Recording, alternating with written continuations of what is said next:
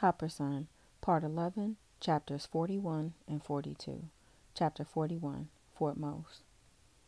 "What we do now?" Titbit asked as they peeked at the fort in the distance. Amari could barely contain her eagerness.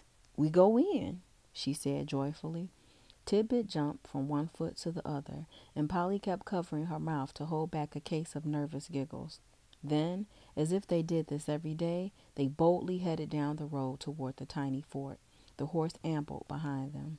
Amari grabbed Titbit by the hand, then reached out to Polly with her other hand.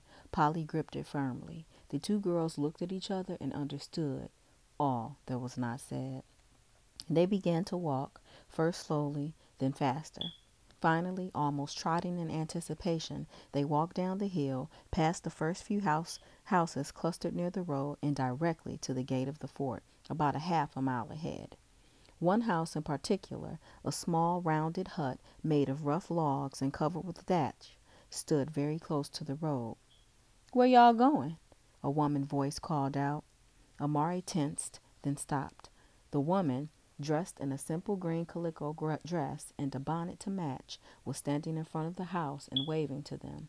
Her skin was dusty brown, the color of earth, Amari thought.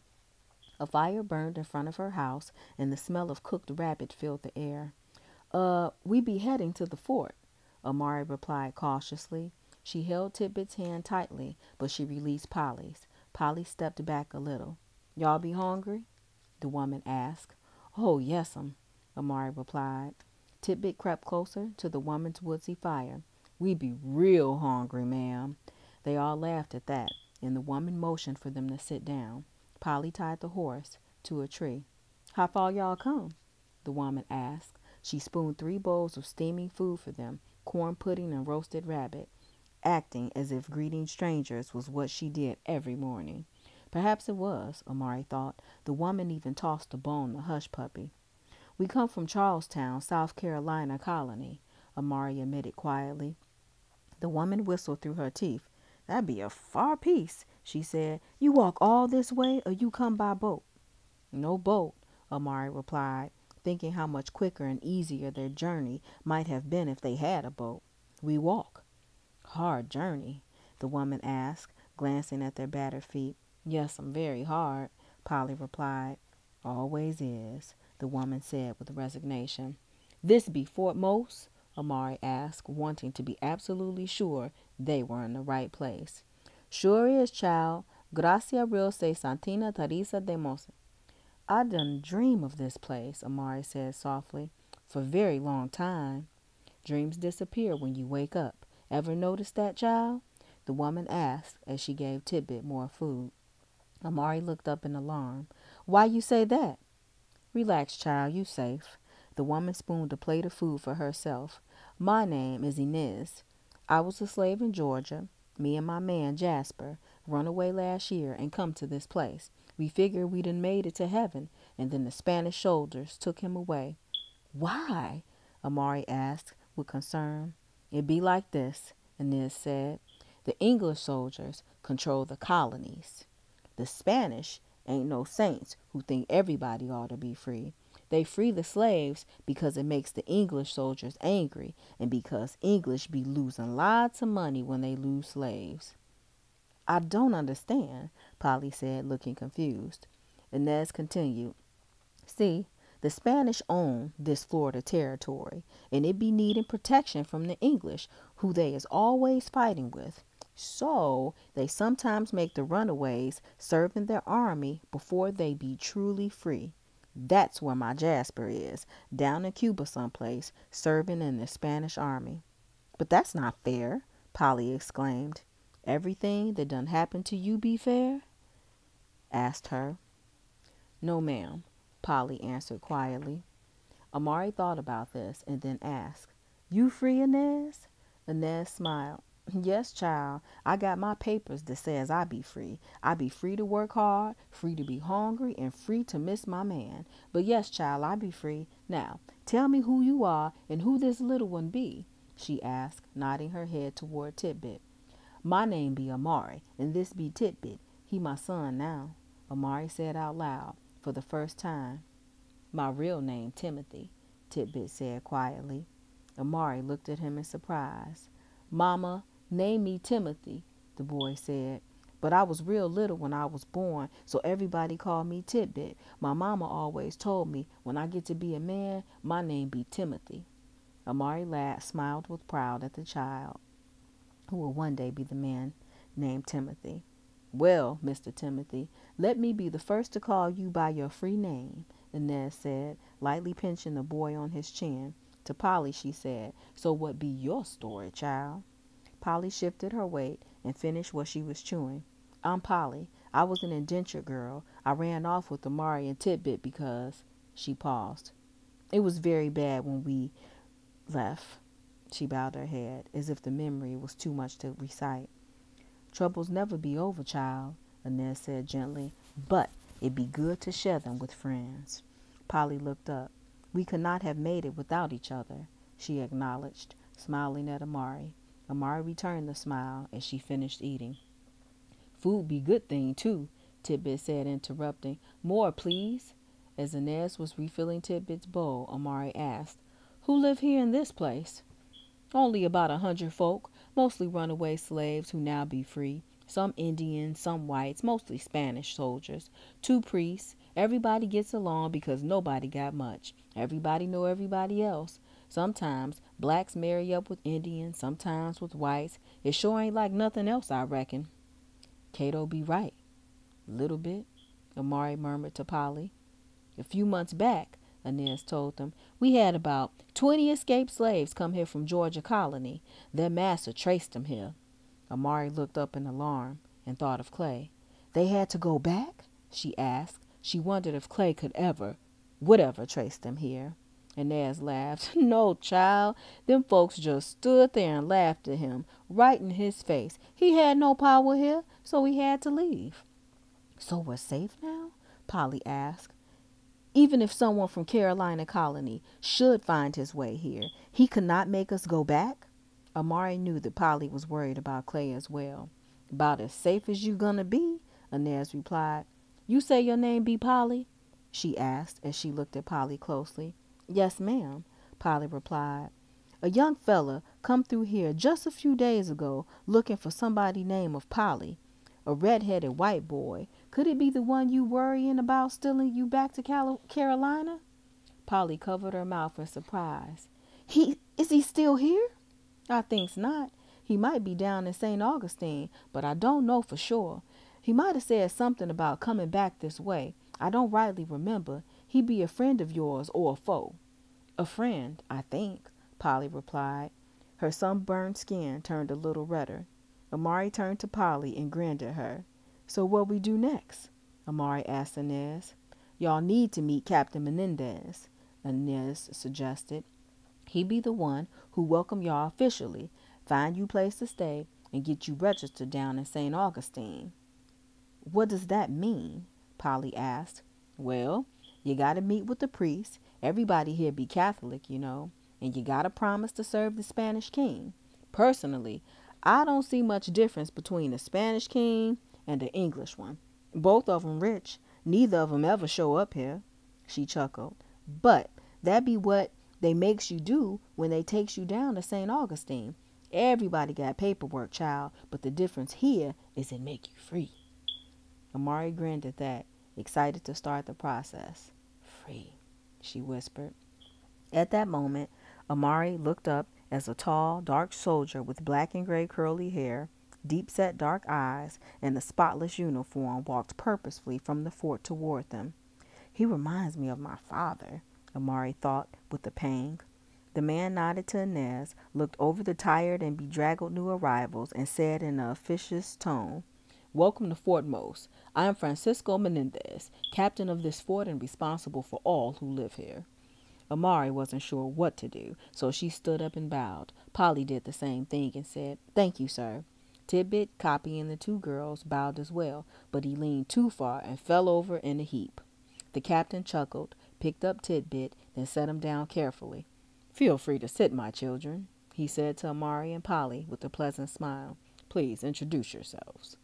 Amari made the introductions, telling him briefly of their adventures on the journey and their desire to stay there as a place of refuge. She was amazed at how easily she was able to convey her thoughts in English. "You have just learned English since you have been in this country?" he asked. Embarrassed, Amari was afraid she had said something incorrectly. "Yes, sir," she replied quietly. "Then I must compliment you on a remarkable job. To learn so much so quickly. Are you ready to learn Spanish now as well?" Relieved, Amari grinned at him and nodded. "Life here is not easy," the captain warned.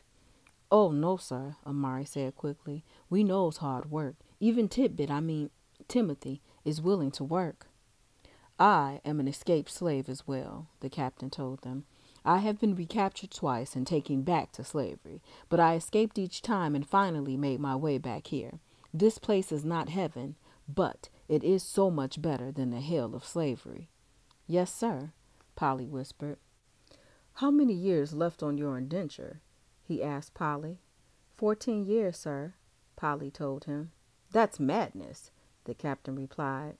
"This Derby fellow must be out of his mind." "Yes, sir," Polly said with sorrow. "We saw him kill a slave and a newborn baby the night before we left." "Well, you will be safe here as long as we have the protection of the Spanish. What skills do the three of you have to offer?" he asked. Amari thought for a moment. "Before we leave, sir, I feel like I worth nothing, but I knows how to cook and hunt and find herbs. And my mother taught me how to make threads from cotton. My father be a skilled weaver in my village, and I watch him as much as he let me. If women be 'lowed to weave here, I got lots of abilities," she said proudly. Inez interrupted quietly. "You got more than that, child." "What you mean?" Amari asked. "Now is not the time," Inez answered cryptically. "Later." The captain ignored Inez and said to Amari, "Women can do anything they have skills for in this place. Can you build a loom?" Amari closed her eyes, thinking back to her father's sturdy brown hands and how deftly they had constructed his loom, how nimbly his fingers had danced as he wove, and how magically the design seemed to appear on the fabric. She wished she had spent more time with her parents when she had the chance. "Yes, sir, I remembers well how my father made it." He nodded his head with satisfaction. "Good. You can earn good money as a maker of cloth and clothes." "Money?" Amari asked with surprise. "I be paid for my work?" "Of course," the captain replied. "Only slaves work for no reward." Amari looked at Polly and beamed. To Polly, the captain asked, "Now, what can you offer? We all work together here." Polly, seemingly unsure of herself at first, glanced at Inez, who gave her a nod of encouragement. "I can cook and clean, and," she added as an afterthought, "I can read and write." Captain Inez looked up with instant interest. "You are educated?" Polly looked surprised at the captain's reaction. "Yes, sir. My parents had their troubles, but they taught me to read and write and count." "There is a profound need for education for the children here," the captain said, his brows furrowed as if he were in deep thought. "Freedom means very little if there is no knowledge to go with it." "I'd be glad to teach the children, sir," Polly offered. "We'll start a school," the captain said with excitement. "Do you think you can do that?" he asked Polly. "Of course, sir." Polly glanced at Amari and Tidbit, a broad smile on her face. "Excellent," the captain said, clapping his hands together. "We have much thirst for learning. I shall have Hesse, our carpenter, make plans to build a small school." "Can you show me how to make Timothy on paper?" Tidbit asked, obviously impressed with Polly's hidden talent. "Yes, I can, Timothy," Polly replied, "and much more." "And you, little man," the captain said, turning to Tidbit, "your job here will be to learn to read and write, but I shall apprentice you to the carpenter so that you can learn to be a builder as well. Would that suit you?" "Yes, sir," the boy replied. "I be liking that just fine." The captain turned to Inez. "Give them the dwelling that had been occupied by Felix and his wife. They have moved down to St. Augustine." Inez nodded. The captain began to leave, but then he turned back to the new residents of his domain. "Tomorrow we will begin the formalization process, but for now, rest, relax, meet the people here. Inez will take good care of you. You are indeed welcome, even your dog," he added with a smile. He saluted and walked away. Amari was thrilled, and her face showed it. It was the first time since she had been taken from her homeland that she had met a black man in a position of authority. "Close your mouth, child," Inez said with a chuckle. "Round here it ain't unusual to see a black man in charge. He wear his uniform well and be using his power wisely. He been around for a long time. Even the Spanish soldiers don't be messing with Captain Menendez." "I like his uniform," Titbit said as the captain disappeared down the road. "Can I be a soldier?" "Perhaps one day when you are all growed up," Amari told him. "I be fighting for my freedom," the boy said, pretending to hold a musket. "All your life, little one," Amari told him. "Take your time."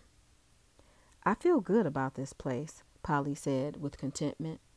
"I'm so tired of traveling. I could sleep for a week." "You do that, child," Inez told her. "Y'all still got a heap of healing to do. You got family now, folks who will help take care of you. Go on and rest if you've a mind to." Polly scooted close to the fire and held her hands out to its warmth. Amari knew that Polly had much to ponder as she gazed at the flames. She, too, had found a place of safety, at least for now. Inez stood up and said to Amari, "Walk with me, child. I wants to show you where the captain done give you to stay. It be on the far side of the cornfields. Timothy, you stay here and take care of Polly, you hear?" "I'll be right back." Amari called Titbit, who was busy chasing a chicken in Inez's yard, waved goodbye. "Even the air here smell free," she said to Inez as they walked. Chapter 42, Copper Sun. Inez showed Amari the boundaries of the little settlement, a river, a marsh, and the hills they had traversed earlier. The entire community would fit in one tiny corner of Mr. Derby's plantation, Amari observed, as she walked past the small gardens of the people who lived there. Several people waved. To Amari's amazement, a niece pointed out a blended family whose Spanish mother and Negro father sat in front of a fire with their 2 children, as well as a family of Seminoles who lived in the house next to them. "Everybody here come from someplace else. Ain't nobody been here very long. Don't nobody know how long they gonna stay. It just be good for right now," Inez explained. Amari understood. She thought of Cato, who had dreams of streets of gold. "How this place come to be?" Amari asked. "Folks been living here for a long time. Fort Most got made official by the king earlier this year of our Lord, 1738, Inez explained. "Fort Most is supposed to be a protection for the town of St. Augustine," Inez said. "The Spanish king ain't no fool." "How this little spot of land supposed to do that?" Amari asked. "When the soldiers come, it be from the way you come, from north of here. St. Augustine be real important to the Spanish, so we out here as the outpost. I spec that's what Fort Most is all about," Inez replied. As they reached the thatched cottage that would be her new home, Amari thrilled at the sight. Surrounded by a small garden where vegetables were already growing, the dwelling was much larger than the slave shack she had shared with Polly back at Derbyshire Farms. With the window, a back door as well as a front door, and a hearth for cooking, there would be plenty of room for the 3 of them. It was perfect, but then Amari had a terrible thought. "You got fighting here?"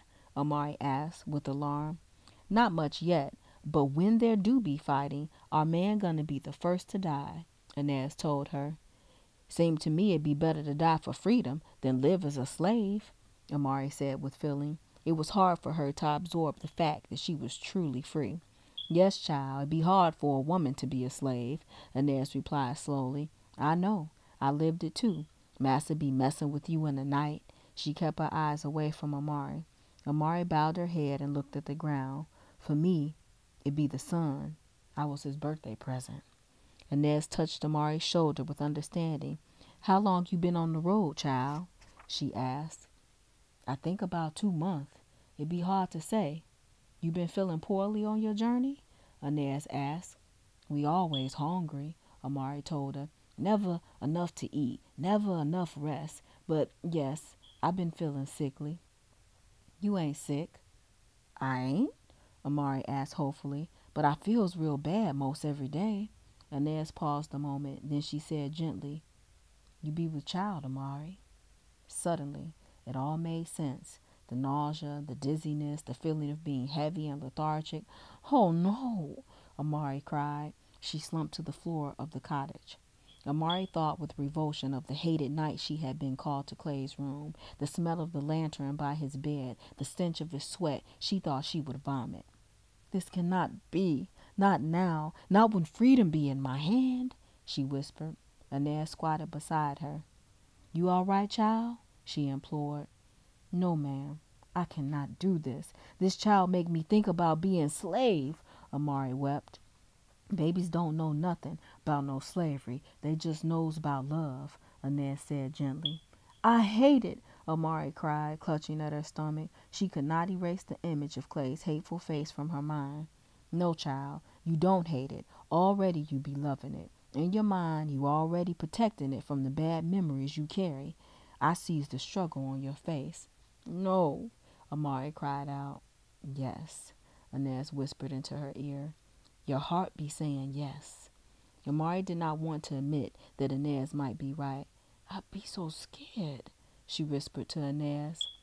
"I know, child, but you ain't the first. You got women here who will help you, women who done gone through the same thing. Like me," Inez offered. "You?" Amari asked through her tears. "I had a child. My master's child for sure. She be as pretty as the dawn, blonde hair, blue eyes, and skin the color of weak tea." "What happened to her?" Amari asked. "Master's wife hated that child. Had Master sell her when she was not much older than your titbit. Sold her down to New Orleans. Master sold his own flesh and blood." Inez gave Amari a hug. "I never seen her ever again." Amari hugged Inez and swallowed her own tears. "I be so sorry about your baby. You must for sure knows how Titbit's mama must be feeling. I hope your child be safe and happy like Titbit is." "Lord only knows," Inez said as she looked to the sky. "I feel so stupid," Amari told her. "I should have figured it out." "You ain't had no mama to see the signs and take care of you," Inez told her softly. "And it probably was best that you didn't figure it out while you was on your journey. You had to focus on surviving." "What I do now?" Amari asked her in alarm. "Relax, child. Let nature take its course. You ain't got but a few months to wait." "My child be born free?" Amari asked. "Oh, yes, Amari. Your child be free." Free. The word felt like cool water on Amari's lips. Inez looked around the cottage. "I'm going to make y'all a broom for your new place. I'll get Titbit to help me gather the branches. You stay here and think about your future, child. It'd be a good day to spend some silent time. I'll be back directly." She turned and left, heading back to her own place. Amari placed her hands on her belly, full of wonder and confusion. "I cannot do this," she thought frantically. She felt like running away from herself, from this new reality. "But I'm so tired. I just can't run away anymore. Not from the past, not from my future." She closed her eyes and leaned against the wall of the cottage. Distorted images of Clay Derby's face floated into her mind. The most disconcerting image was the look of genuine affection he occasionally showed her. Amari beat her hands on the dirt floor, tears of anger welling in her eyes. "What shall I do?" Amari thought helplessly. She willed herself to imagine her mother, who would know what to say and how to comfort her.